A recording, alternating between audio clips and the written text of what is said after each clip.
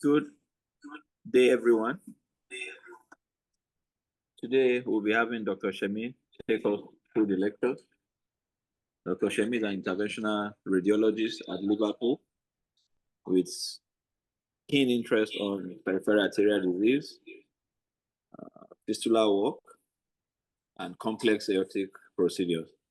We're happy to have you, Dr. Shemin. Thank you. Thanks, Abdullah. So we're going to just start. Just let me get that sorted.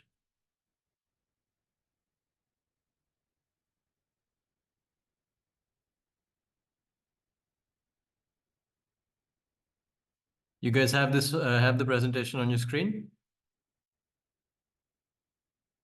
Yes, we have. Okay, great. So today's presentation is going to be about the role of IR in GI bleeds.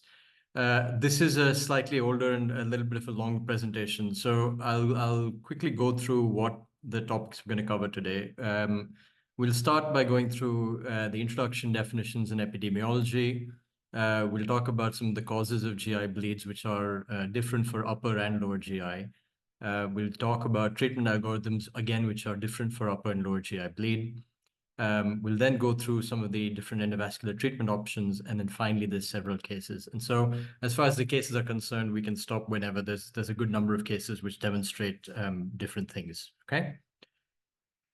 So GI bleed is basically bleeding from anywhere within the intestinal tract, anywhere from the mouth to the anus. This is divided into upper and lower GI bleed by the ligament of Treitz, which basically divides the foregut and the midgut. So anything above the ligament of Treitz is defined as an upper GI bleed. Anything below that is a lower GI bleed. It's important to note that about 90% of quantitatively important bleeds will actually occur in the upper GIT. And so there's clinically three different presentations. We either talk about hematemesis, which is vomiting of blood, like obviously red or coffee ground blood. And hematemesis typically confirms an upper GI source of the bleed and usually also suggests that the hemorrhage is quite large. So to actually present as hematemesis, that means there's an active and quite large bleed going on. Melena is the most common presentation, and it is a symptom of major GI hemorrhage.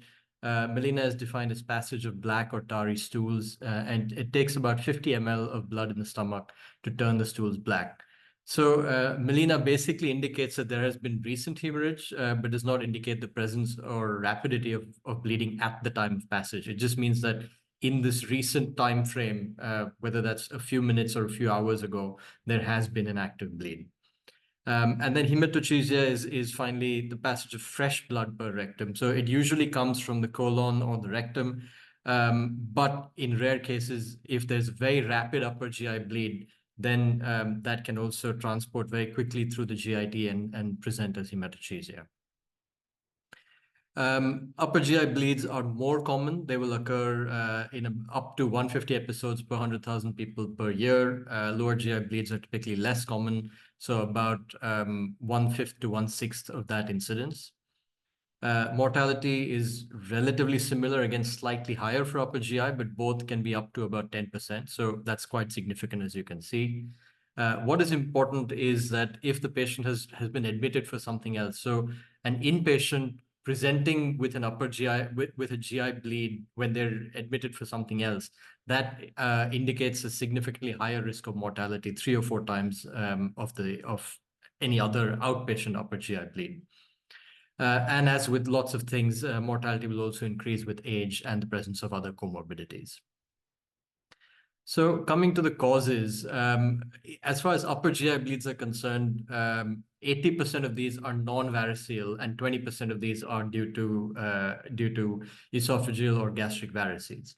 So in the non-variceal group, peptic ulcer is the most common. That leads to about 50 to 60% of upper GI bleeds.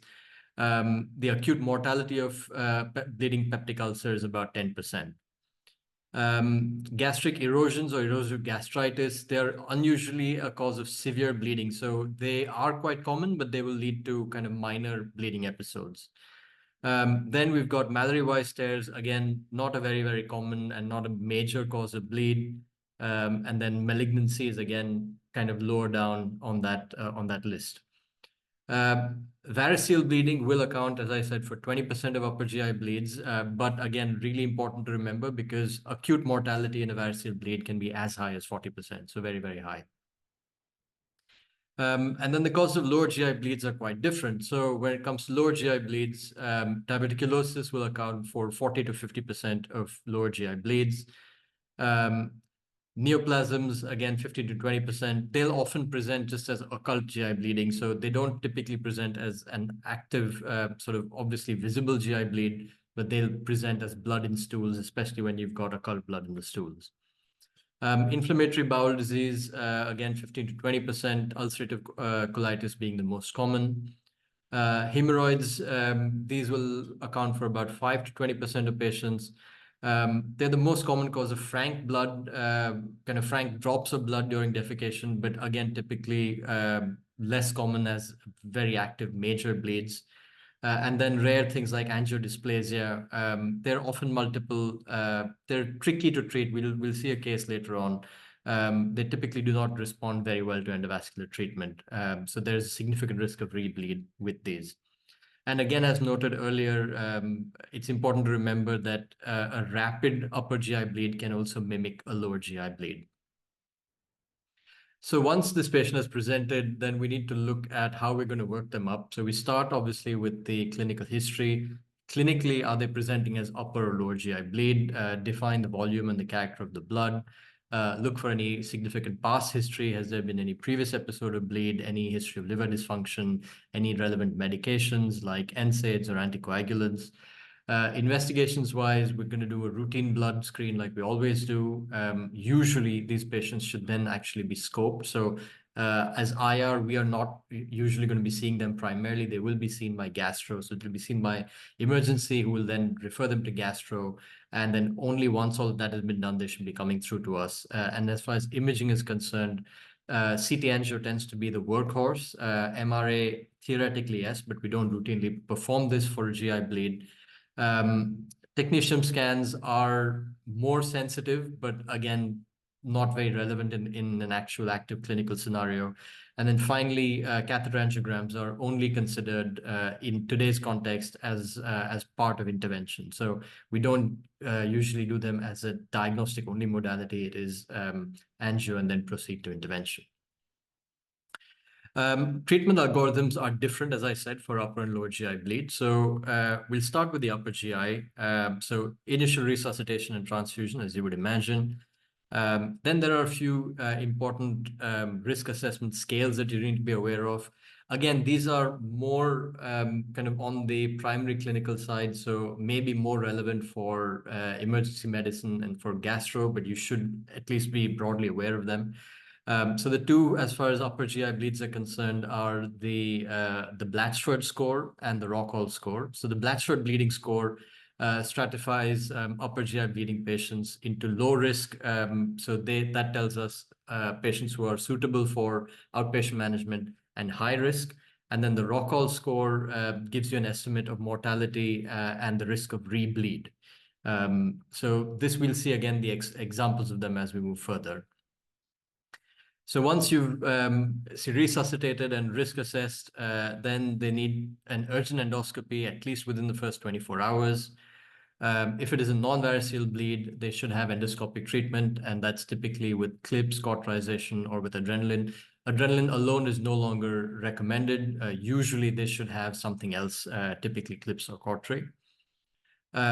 If there's a rebleed, and this is really important, as far as guidelines and algorithms are concerned, a rebleed should actually indicate a repeat endoscopy rather than anything else. So at first presentation, it should be an endoscopy. If there's a rebleed, it should be a repeat endoscopy. And then only after that do we actually consider a CT and then followed by embolization or surgery. When it comes to variceal bleeds, then again, endoscopic treatment is the first line. And this is usually treated with ligation or kind of tissue adhesives like glue. If there is uncontrolled or refractory variceal bleeding, then as you guys are all aware, A TIPS or a BRTO can be indicated depending on where the varices are located. And to temporize the patient, we now prefer a Danistan. So historically, we would do balloon tamponade, but now the Danistan is preferred for temporizing. It is important to note that all of these temporary measures have a very fixed time frame beyond which they start to lead to esophageal necrosis. As far as lower GI bleeds are concerned, so treatment algorithm is slightly different. Again, the start of it would be the same risk assessment. In the lower GI world, we've got the Oakland score, which again splits them into major and minor bleeds. Again, broadly outpatient versus emergent treatment. So if they are scored as a major bleed, they should have a colonoscopy on the next available list. If the patient is clinically unstable, then they might need a CT angio before an endoscopy or an angiography. If the CTA is negative, then you may consider an upper GI endoscopy. As we said, sometimes a rapid upper GI bleed can present as a lower GI, clinically as a lower GI bleed. And then if the CTA is positive, then we may consider an embolization. Importantly, no surgery without localizing the bleed via imaging or endoscopy. So the era of sort of an exploratory laparotomy in these is no longer the case. They do need to have an idea of what they're looking for, where we think the bleeding is coming from before we operate on this patient. A quick review of the relevant anatomy. So you all know there are three major vessels. We've got the celiac, the SMA, and the IMA. It is important to remember these arcades really, really well. So you should understand this upper GI and lower GI arcade properly. So the celiac axis, we've got the left and right gastric arteries. So for the left gastric that comes off the celiac and the right gastric that comes off the common hepatic trunk. You've got the left and right gastroepiploic arteries again. So that involves the splenic artery and then the GDA. And you also have the superior and inferior anterior and posterior pancreaticoduodenal arteries. So this entire arcade you should know really, really well. The next vessel obviously is the SMA. So you've got the middle colic, the right colic, and the ileocolic branches. And then you also on the left side have the jejunal and the ileal branches. Always look for the replaced right hepatic coming off the SMA. This is something you should know well from your CT angio before you proceed to a catheter angiogram. And then on the IMA side, we've got the left colic and then the sigmoid branches. And then for the rectum itself, we've got the superior rectal. And then you've got the middle and inferior rectal coming off the internal iliac branches. So this, what you see, the arrows, this is what you call the marginal artery of Drummond. This is an arcade composed of SMA and IMA branches. And this is the major collateral pathway for the lower GIT. Okay, so what are the clinical findings that we look for, or sort of what are the imaging findings that we look for when we're doing a CT angio? The first and most obvious thing that comes to mind is obviously active extravasation. So this is, in a sense, more easy to identify. We will typically have a triple phase CT angio. So you will have a non-contrast, an arterial, and a venous phase. And what you are expecting to see is no contrast on the non-contrast phase. And then you're going to see active extravasation. So you're going to see contrast in the lumen on the arterial phase, and then further pooling of that on the venous phase. So as you can see here, this image here is the crisp arterial phase showing you the initial extrav. And then on the bottom right, you've got the venous phase showing you the further pooling of contrast on the venous phase.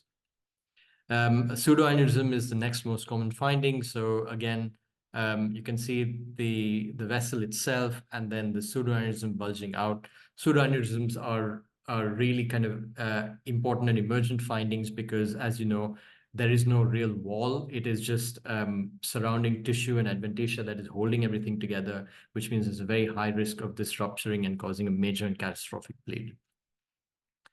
This is a rather subtle finding. So this is an early draining vein.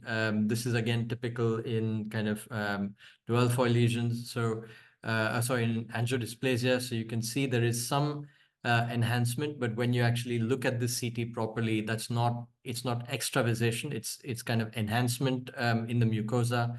And on the bottom right image, you can see, so this is a crisp arterial phase.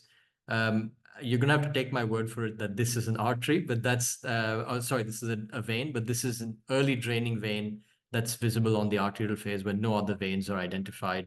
And so that, again, demonstrates kind of shunting in the GIT. And then finally, other findings like an abnormal blush, which are kind of less often seen. A subtle finding to note is something called vessel irregularity. So again, this is something you should look at with a high index of suspicion. If you've got a patient who's clinically, you're almost certain, yes, this is an active upper GI arterial bleed. They've done endoscopy, they've maybe found an ulcer, but they haven't kind of seen an active spurter or something. Then look at your CTA, but not just in axial.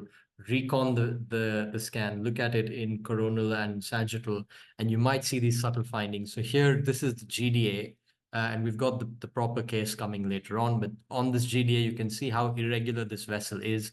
So you compare the nice, smooth, parallel walls of the other vessels on this image, and you can see how irregular this GDA is. And this was a subtle finding that was then also demonstrated on the catheter angiogram, and this was embolized.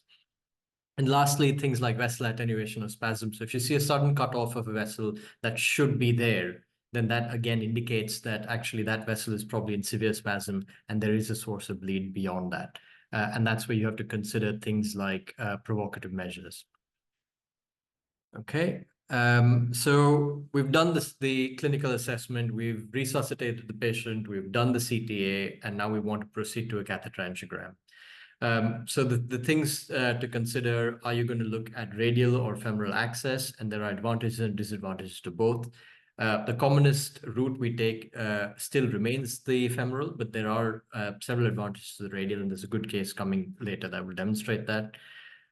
You need to be well versed with your catheters. You can use whatever catheter you want to start with, but you do need to know all of them. So typically for SMA and celiac, you might start with a Cobra, but usually you will proceed to a reverse curve like a SIM or a shepherd hook quite quickly. Pigtail angiograms are less often performed for GI bleed.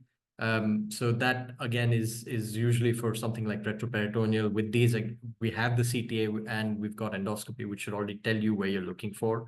And then you might need various microcatheters, whatever again that you prefer. We then come to various embolic agents, whether they're coils or liquids or other particulate embolics, which are less often used in this territory. You need to be aware of provocative measures, like I've just mentioned. Again, usually what we use is GTN. There is some evidence, there are some papers out there that actually even use TPA, but you have to use that really, really carefully and sensibly, or you might turn a stable situation to a very unstable situation quickly. This is an important one, hand injection versus power injection. Usually I try and use a power injector as far as possible. It may not always work, especially if your catheter in the celiac or the SMA is just at the ostium. The minute you use a power injector, it's going to flip out. That is a possibility. But once you get into a more secure and stable position, consider using a power injector, and you will often see a much more obvious bleed on using a power injector than you will see with a hand injection.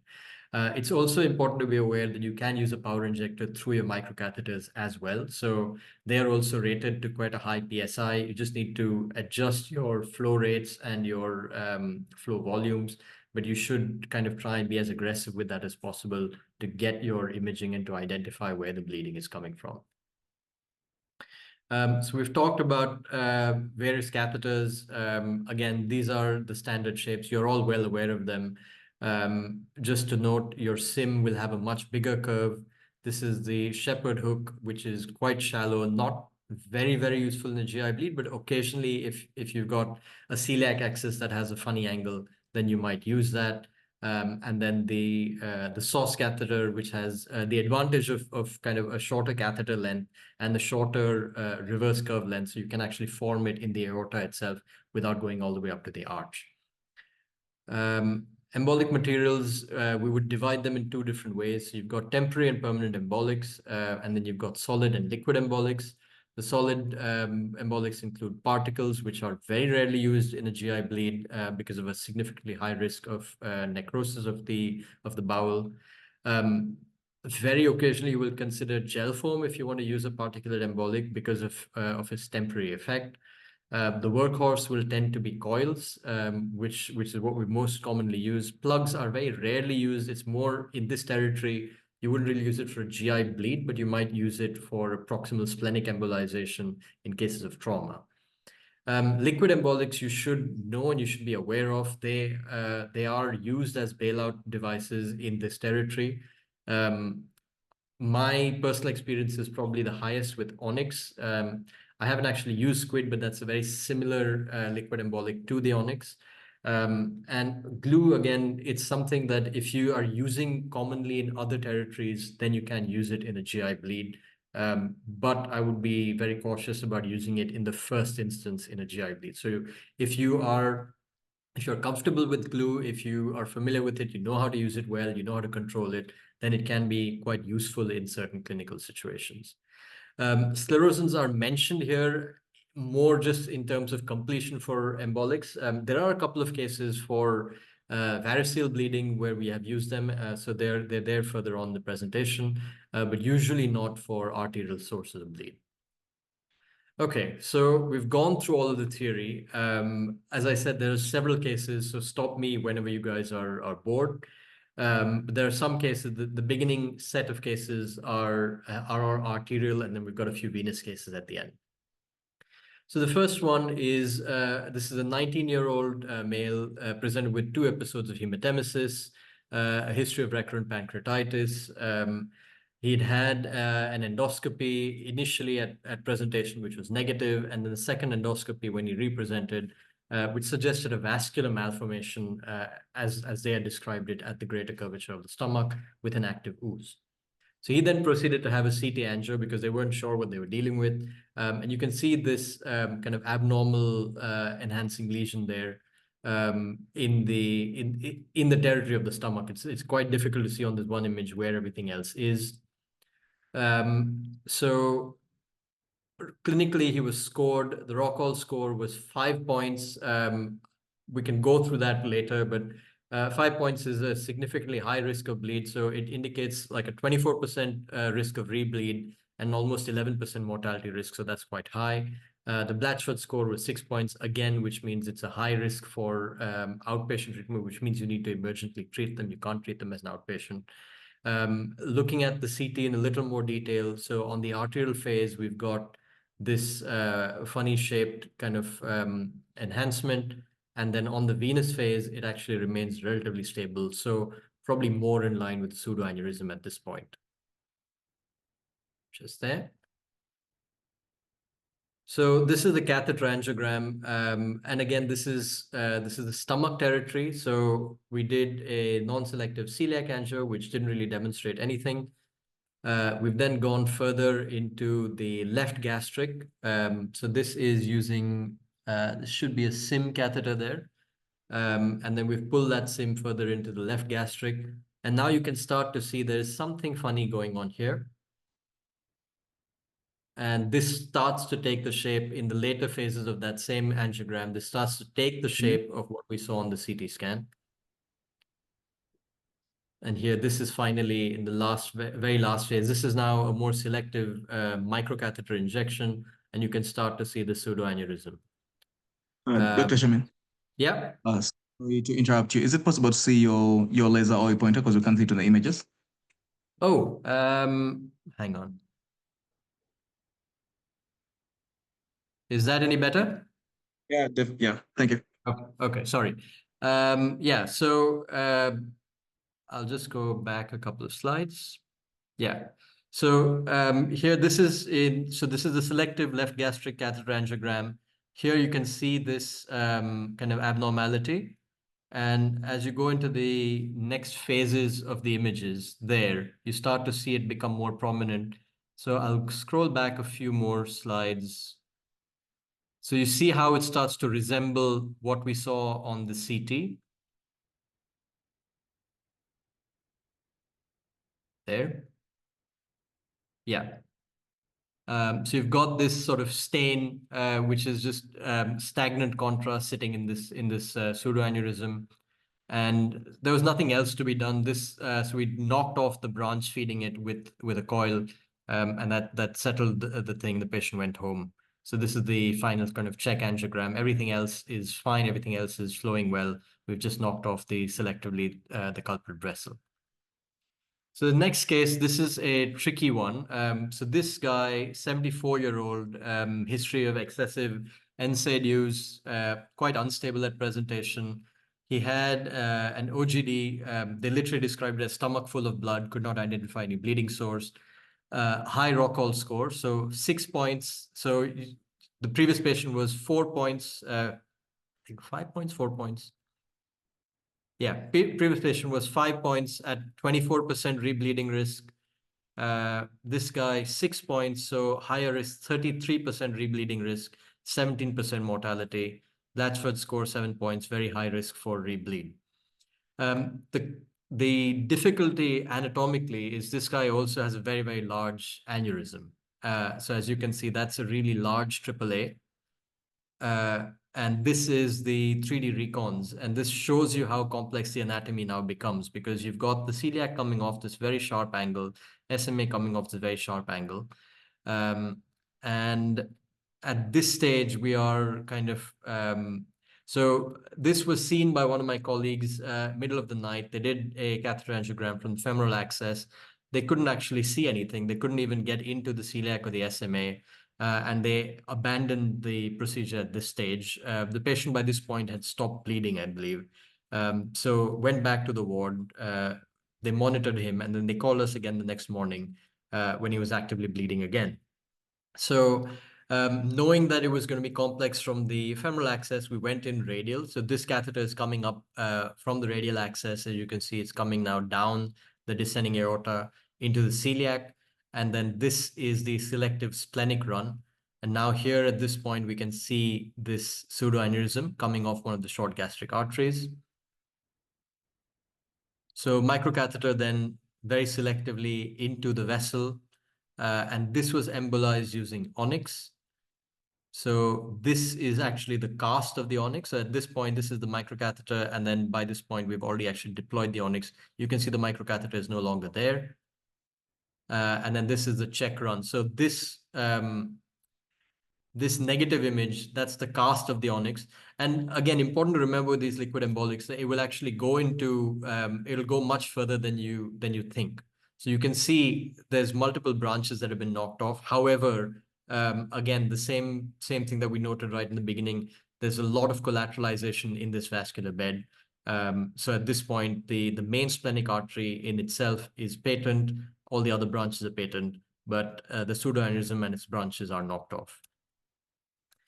The third case is a 49-year-old gentleman, again, excessive NSAID use, presented with hematemesis and melena, clinically very, very unstable.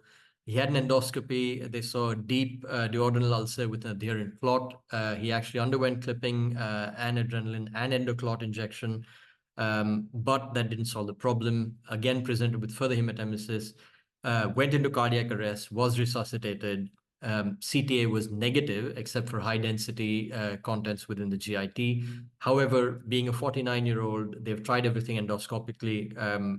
CTA negative, we decided we'll go in with a catheter angiogram, see what we can find. And clinically, again, very, very high risk for rebleed, very high risk for sending home. So this is the catheter angiogram. And you can see now, again, a SIM with a microcatheter into the GDA. And just there is a pseudoaneurysm just coming off the middle of the GDA, right where you've got the clips. So we've sent the microcatheter beyond where that pseudoaneurysm is. This should play, I believe.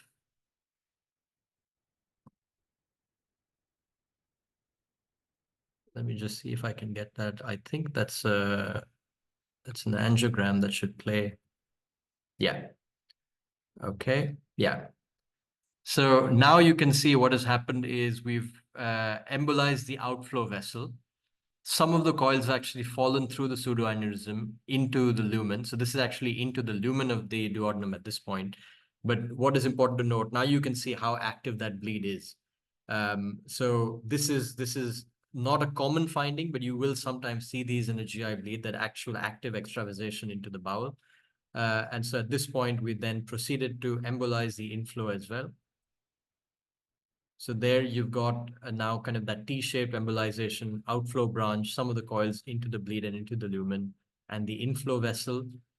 We've left a little bit of a stump. So you want to be careful with these when you're placing the coils. You don't want to be overly aggressive and try and get all the way to the top of the to the GDA, because beyond that, your coil is then going to prolapse straight into the common hepatic, which is something we don't want. And again, important. So we've taken out the outflow, but always important to check, do a check run from the SMA for any other branches that are coming in from the other end and might refill the site of bleed.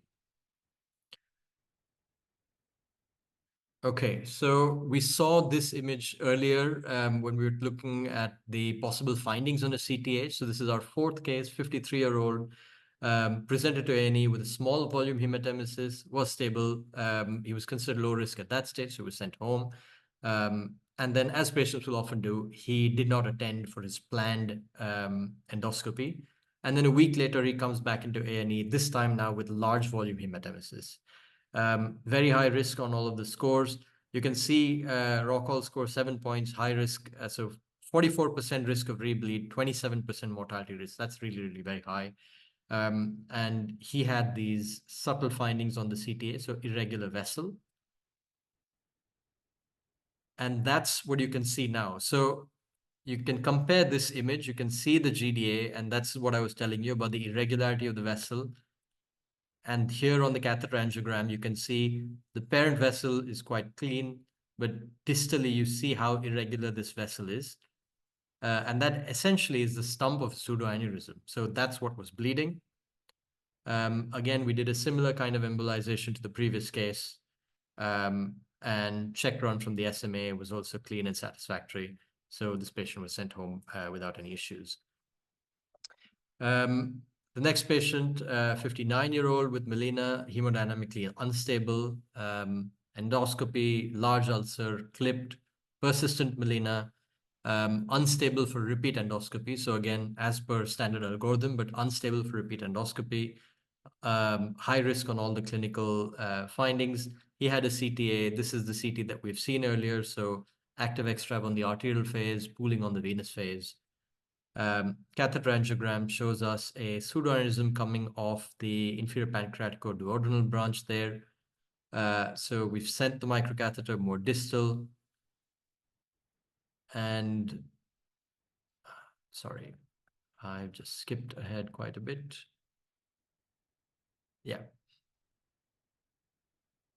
And so we've done a combination here of coils and glue. So we've taken off one of the branches, one of the outflow branches, because you've got anterior and posterior inferior pancreaticoduodenal, sorry.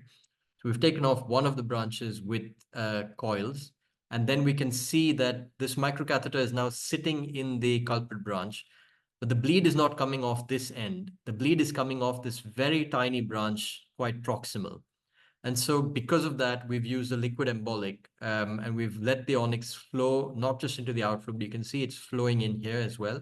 So that's a little tricky to see, but there's a very thin cast going just above the coils, and that fills the pseudoaneurysm as well. And actually, there is a little bit of the onyx in the lumen. Again, a little tricky to see, but there's a little bit of onyx that's in the lumen as well. So that onyx has nicely filled everything up. And then finally, we've placed a couple of coils at the top, just belt and braces, make sure that nothing else is filling. The next one is a 73-year-old female, history of AML, recurrent hematochezia, upper and lower scope is negative, but clinically by scoring not safe for discharge. So this is the CT. Again, we saw this earlier. There's this abnormal blush that we can see.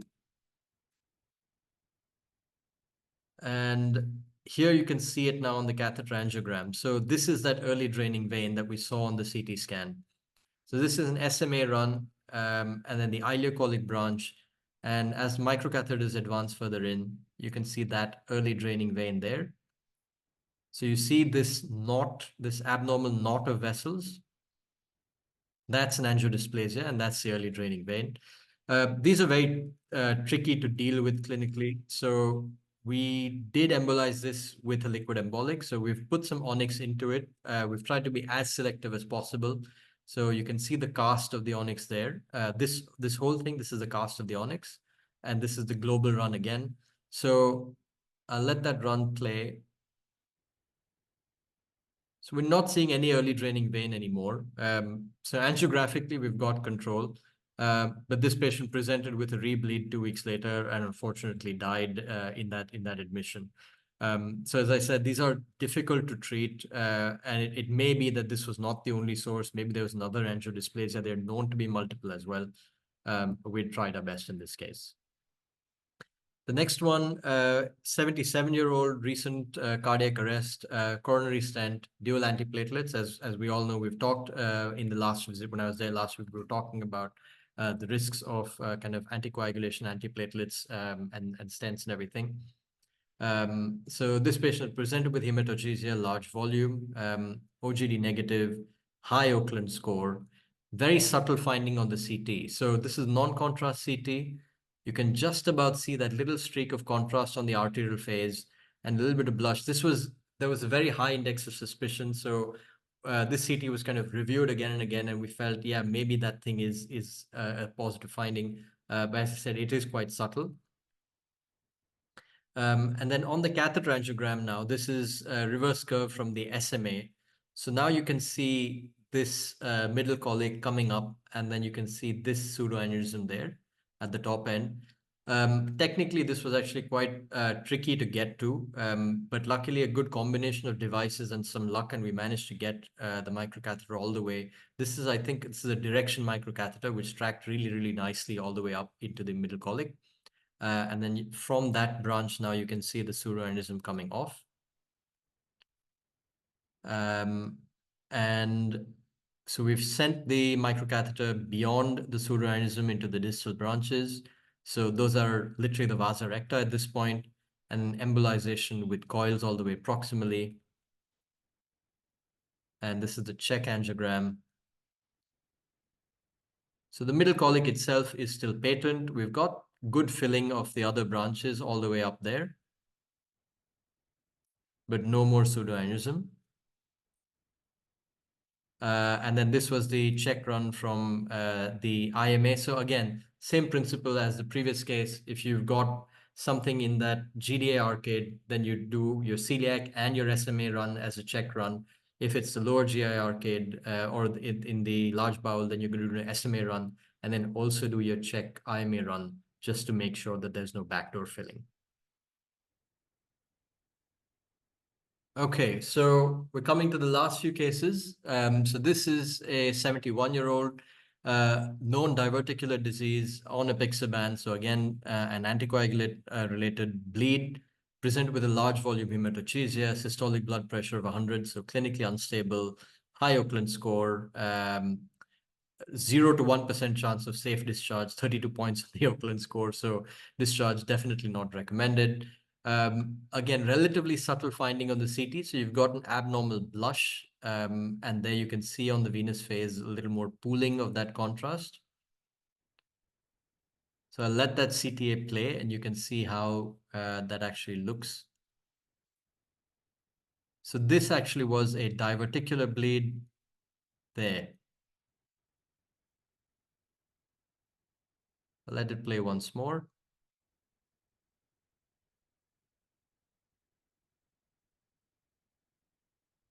So just there, we're seeing that diverticular bleed, contrast extravasation. So SMA run and, IMA run, my mistake. IMA run, and you can just about see that divert there at the bottom. And then as we go more selective, now the diverticular bleed becomes more obvious.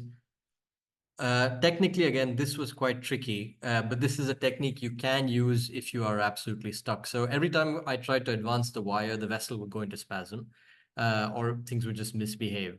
And so I've just used the microcatheter by itself, just injecting contrast very, very slowly and directing the catheter into the selective branch where I want it to go. So you can see it just about that tip is that bright dot is the catheter tip. And now it's engaged finally in the vessel. So you can see the contrast going down that branch. I'll let it play once more. Just follow that dot there. So it's gone to the wrong branch there. I pulled it back, opacify the vessel, turn the catheter, send it down. Again, this is a division. It's gone to the wrong one there. So bring it back and then turn it very slowly and very gently and advance it into the branch. So this is a technique you need to be aware of. It's not something we use very, very often. So typically catheters are advanced over wires, but in this sort of territory, yes, if you need to, then that's an option. And so again, liquid embolics, you can see the onyx that has actually filled up the diverticulum. You can see some of that onyx in the bowel itself, and it has filled up the branch proximally. This is the check angiogram. So all the other branches are patent, but the bleed itself is gone, and everything else is kind of enhancing well. So coming to a few venous cases now, this is a kind of case that you guys are probably more familiar with. 45-year-old patient, liver failure, 3 endoscopies, 2 bandings, Seng's taken tube, ongoing melena. You can see all of the findings of decompensated liver disease on the CT. So this patient was basically worked up for a TIPS, so that's what we've done. This is a CO2 angiogram. I know Eric and I were talking about that last week. So it becomes a lot more obvious. The portal enhancement is actually quite good when you do a CO2 catheter angiogram. So we've now punctured. We are in the portal vein. That's the measuring pigtail all the way down and then dilating the tract. And clinically, this patient has responded quite nicely. So albumin increasing trend, ALT has decreased, and then the patient went home in a few days.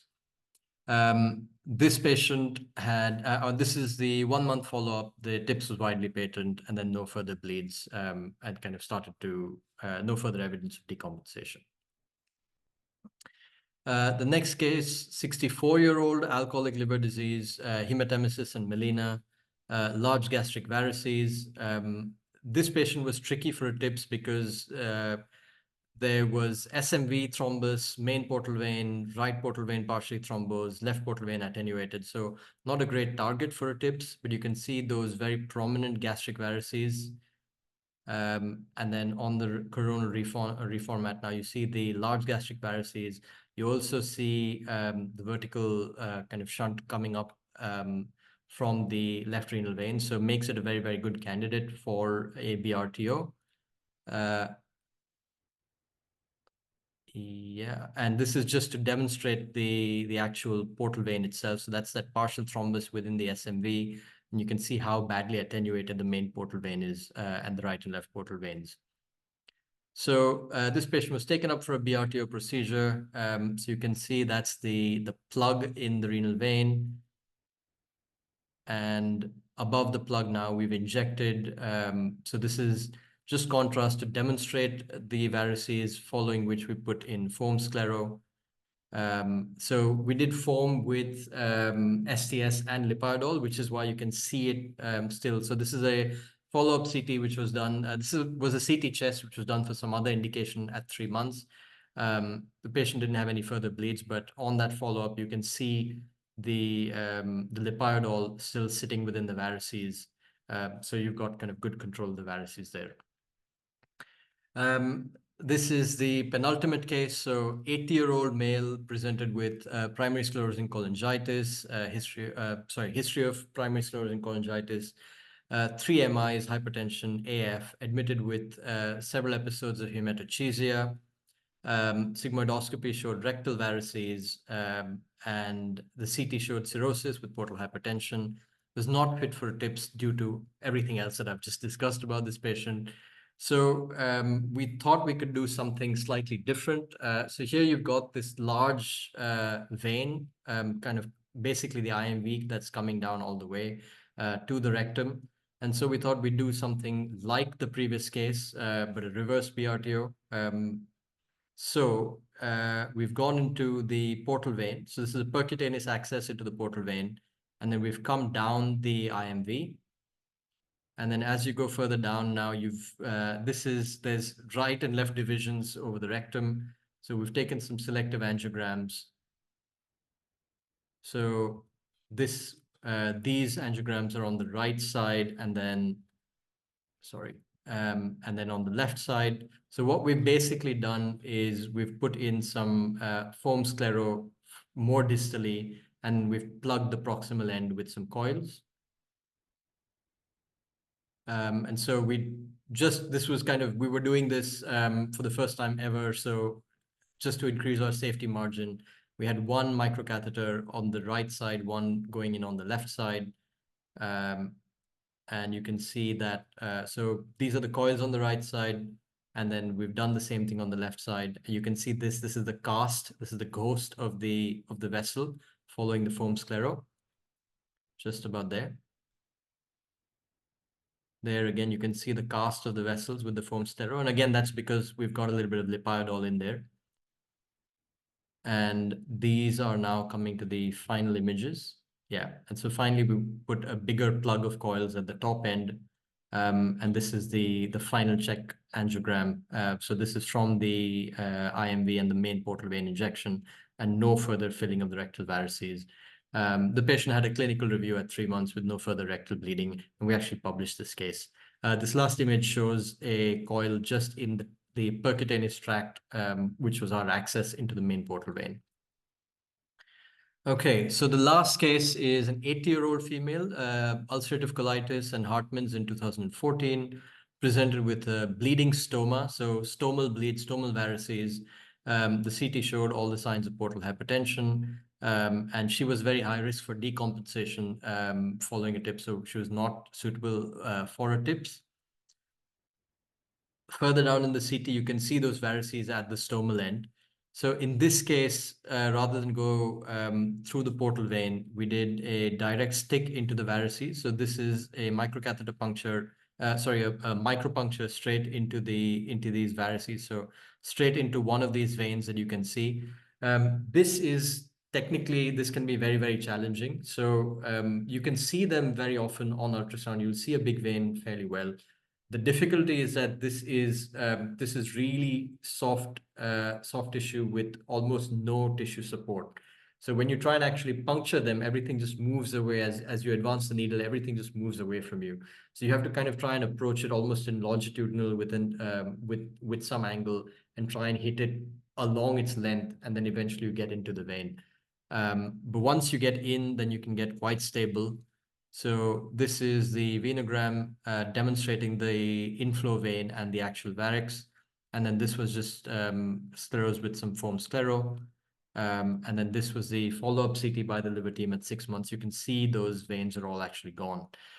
This patient did present a year later with a rebleed. And I thought I would try the same thing again, but unfortunately on the repeat CT, it wasn't that vein was gone. So there was something else. And then eventually, I think by this time, she was close to 82. And then we just managed her conservatively. Right, so that's a lot of cases. So to summarize, GI bleed is often a life-threatening condition, high morbidity and mortality without timely treatment. You need a multidisciplinary approach. You need to be working with the emergency team and with gastroenterology, with surgery as well. Follow the recommended investigation and treatment algorithm. So don't skip the steps. If endoscopy is the first line, that is what should be done. And only do a catheter angiogram if and when required. Make sure you've got all of your pre-op imaging appropriate. Make sure you've got your investigations done properly. You need to plan your treatment based on the patient's anatomy and the CT. So review your CT, look for any anomalous branches, look for what collaterals you need to be aware of. And also that helps you plan your angles, consider what catheters you might need. Use the right tools. So we've seen various approaches. We've seen coils, we've seen liquid embolics, we've seen foam sclero, we've seen an arterial approach, a venous approach, a direct stick. We've seen lots of different options. And in a couple of those cases, you saw thinking outside the box as well. Thanks for your time. Any questions?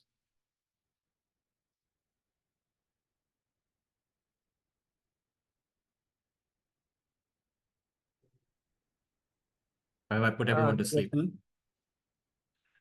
Hello, Shemin. Hi.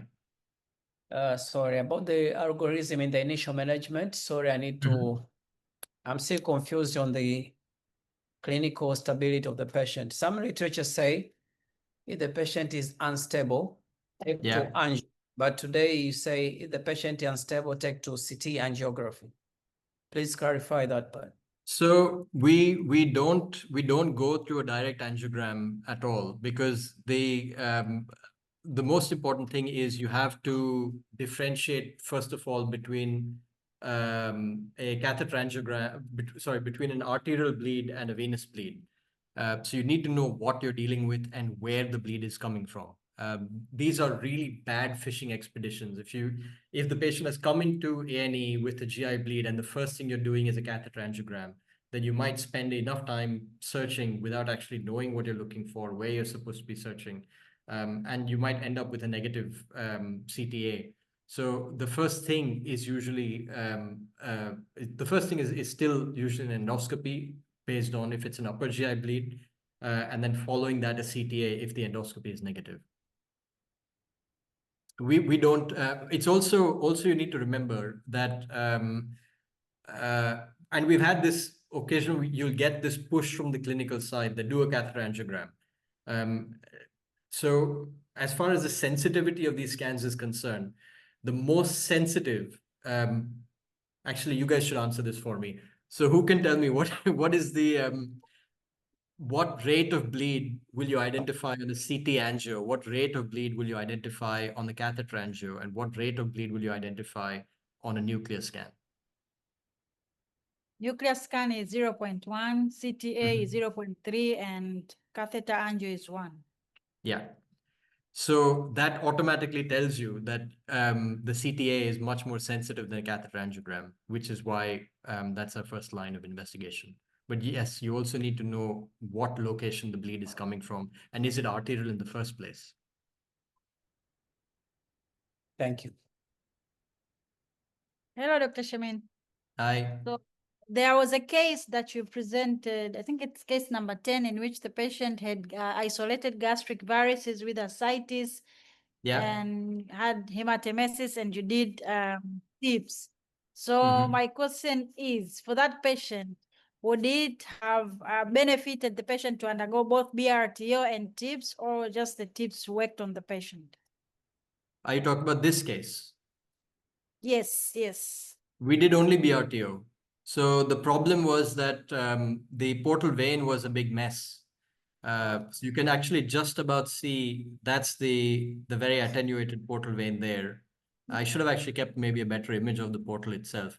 But basically they had SMV and main portal vein thrombus. They had right portal vein partially thrombosed, left portal vein attenuated. So technically that's kind of how bad. This is the right portal vein. The main portal vein actually is quite bad here. The left is also very attenuated. So technically this was considered to be very complicated to try and do a TIPS. And also based on what the varices looked like, we felt that a BRTO should at least control things for now. So we didn't do a TIPS in this case. Thank you.